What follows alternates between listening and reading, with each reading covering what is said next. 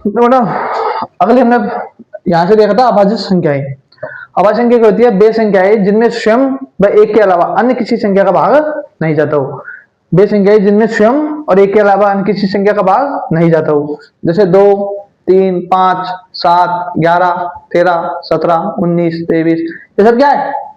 अभाज्य संख्या है। अभाज्य संख्या क्यों है? क्योंकि इसमें दो के अलावा अन्य किसी संख्या, सॉरी, स्वयं के अलावा अन्य किसी संख्या का भाग नहीं जा रहा है ना? स्वयं के और एक के अलावा, ठीक है।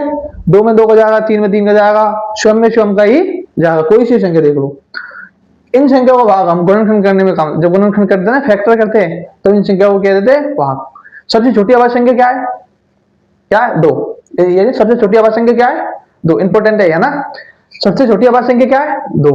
इसलिए हम फैक्टराइजेशन करते हैं तो सबसे पहले 2 का भाग देके चेक करते हैं ना। 6 अभाज्य संख्या क्या होती है? को प्राइम नंबर। वे दो संख्याएं जिनका एचसीएफ क्या होता है? 1 होता है। वे दो संख्याएं जिनका एचसीएफ क्या होता है बेटा? 1 होता है, वो क्या कहलाती है? को प्राइम नंबर, से अभाज्य संख्या कहलाती है, ठीक है। तो हमने आज संख्याओं के बारे में देखा।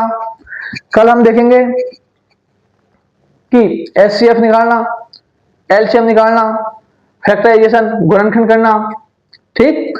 एचसीएफ बेटा, एचसीएफ की फुल फॉर्म पता क्या होती है? एचसीएफ बोलते हैं हाईएस्ट कॉमन फैक्टर, महत्तम समावर्तक, शॉर्ट में बोलते हैं इसको में से।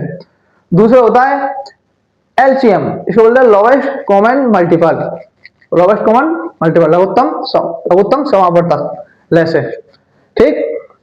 तो आज के लिए इतना ही काफी, स्क्रीनशॉट ले लीजिए, बाकी चर्चा कल। तब तक के लिए बेस्ट ऑफ लक, धन्यवाद।